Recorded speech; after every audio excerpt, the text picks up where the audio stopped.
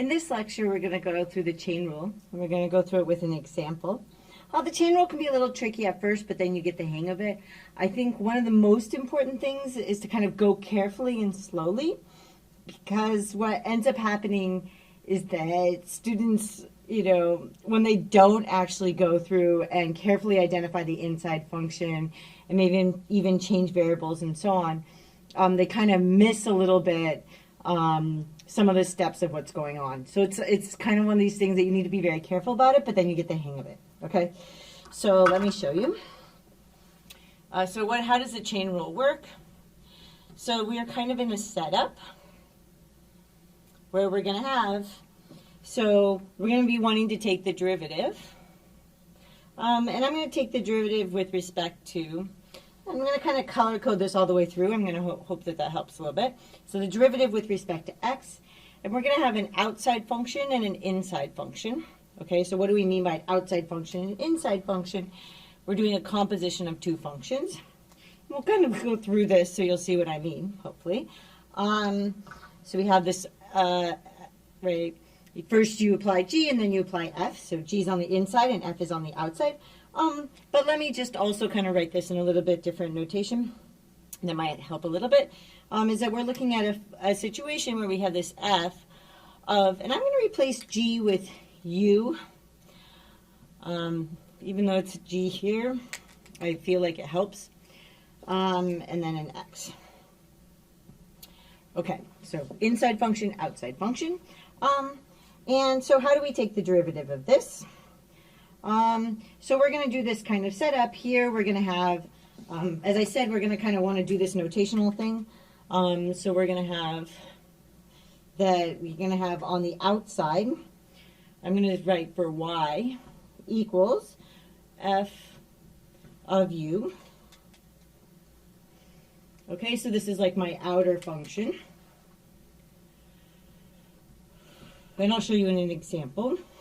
And then I'm going to have that my u is going to equal g of x. Okay, so this is, and this here is going to be my inner function. Okay, and so what we're going to look at here, so this is going to equal, so let's kind of write this here as I have, so this is d, and then I have my outside, so dy of dx, right, because I'm taking the derivative with respect to x. So the derivative of the whole thing, this is the same thing got going on here. And this is going to equal, so first I take the derivative of the outside with respect to the inside. That's going to sound a little weird, but this is why I changed notation. So I could write this as dy, and then du, and then I'm going to multiply that by, so I took the derivative of the outside with respect to the inside, and then I'm going to take the derivative of the inside with respect to the inside variable. Okay? So derivative of the outside with respect to the inside, derivative of the inside with respect to its variable. Okay? So this is the same thing as this, and I'm going to show you in an example. Okay? So here's my example. I want to look at, so I'm going to take the derivative with respect to x of cosine of, and this is color coded now because in the first example I want to make it really clear, 3x squared plus 1. Okay, and the first thing I check is that I am taking the derivative of the correct variable. Okay, great. Now what I want to do is, the first thing you want to do is kind of identify the inside. So here's my inside, because it's inside of the outside function. Okay, so this is kind of like the outside. So I'm going to want to set that to be my u. So here's my inner, or my outside in this particular circumstance is going to be, so I have u of, and that's of the variable x, is going to equal, and then I have 3x squared plus 1, and then I put the x in there. Okay, so that's my inner function. Okay, so I know that I'm going to have to take the derivative of that, so let's just kind of do that over here. So that's like, I want the derivative with respect to x, right? Because I know I need du dx, so here's my u. So let's go ahead and, right, so this is my du dx is going to equal, and then I've got here, so this is the derivative with respect to x of this function here. So you have 3x squared plus 1. And this is a polynomial, so we know how to do this. And so what we're going to get here is that this is going to equal 21x to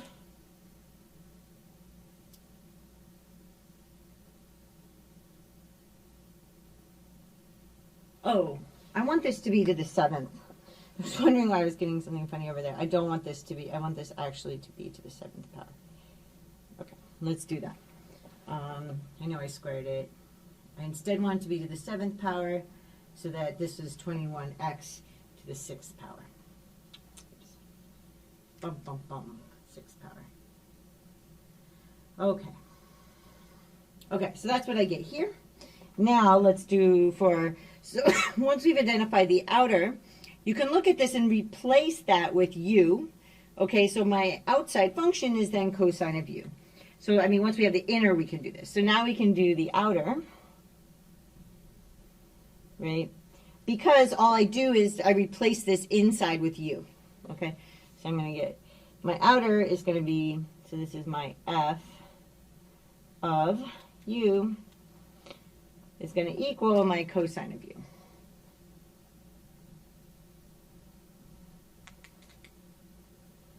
Of u. Okay. I'm going to put a little line here to make sure that things don't kind of melt too much into each other. Okay, so now we also know that we're going to need to multiply. So we took this. This is our du dx. We know what that is. We know we're going to have to find dy du. So we have to take this derivative here. Okay, so that's going to give me, so my dy du. Right, because this is also my, mine, this is also my y. So my dy du, boop, boop, boop.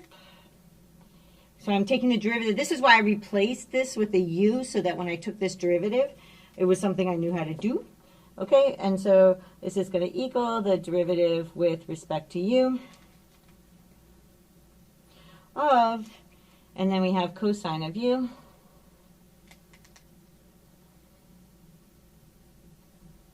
It's good at this point to check that these actually do indeed match up, which they do, but it's good to check this because when you're going through this whole thing, it may get a little bit confusing.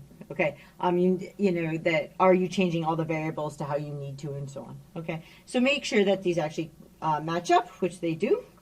Okay, so then I can just take this derivative, which is minus sine of u.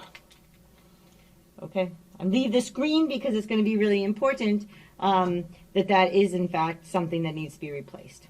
Okay, so now I'm ready to actually do this because I know that this is just equal to, well, it's dy du times du dx, so this is dy du times du dx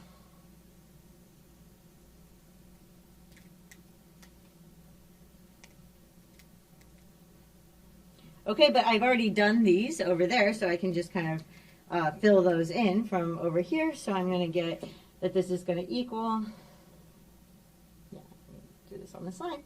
Okay, so I have this minus sine of u times,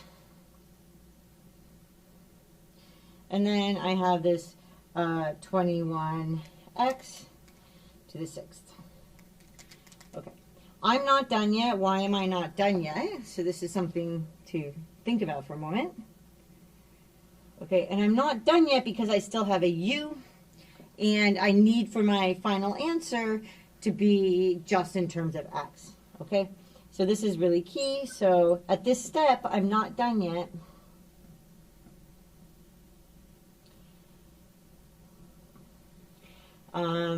So not until we have that this u disappears. So not until u disappears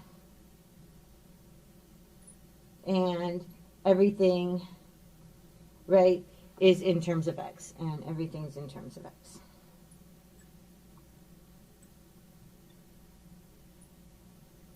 So not until everything's in terms of x. Okay, and we still have a u there, right? We still have this u here, but all we need to do is just replace it with our u from there. Okay, so this is just going to equal. So we have minus sine of, and now we just stick this in. So I know what it is. It's 3x to the 7th plus 1. And then I want to multiply that by 21x to the 6th. Okay, and then you can just kind of clean this up. As I've said kind of before, we usually like to move stuff to the front of sine or cosine so that it's clear what's inside the sine function and what's not. So this is going to equal minus 21x to the 6th times sine of, and then we have 3x to the 7th plus 1.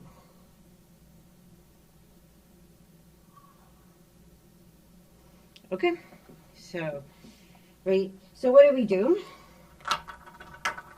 So this is this procedure. You need this when you have an outside and an inside function. And we'll do some examples to help us identify the outside and the inside function. But in this kind of circumstance, the first thing that you want to do, right, and you're going to get the derivative of the outside with respect to the inside times the derivative of the inside with respect to your variable. Okay, so the first thing, usually it's easiest to identify the inside function first. So once you know the inside function, then you can replace that with u everywhere you see it, and you have your outside function, okay? And then I find it helpful to actually kind of very carefully do this with all the variables so that then you can just stick these in afterwards, right? If I know what dy du is, I know what du dx is, I can just replace those like that. And then have the final step of sticking in u to make sure that everything's in terms of x, okay? So what did I do? So I had to take the derivative of the outside with respect to the inside. Once I've written it as a function like this, so this is the inside, it's my u, then I can just take this derivative straight out like I'm used to it, keeping that variable the same. And I also want to take the derivative of the inside with respect to its variable. And that one's kind of the easiest one for us to see. And as I said, you just multiply those by each other, and you don't forget to sub in for your u. And we'll do some practice with identifying outside and inside functions because I know it's a little tricky. Okay, so hope that made some sense, and I'll see you in the next lecture.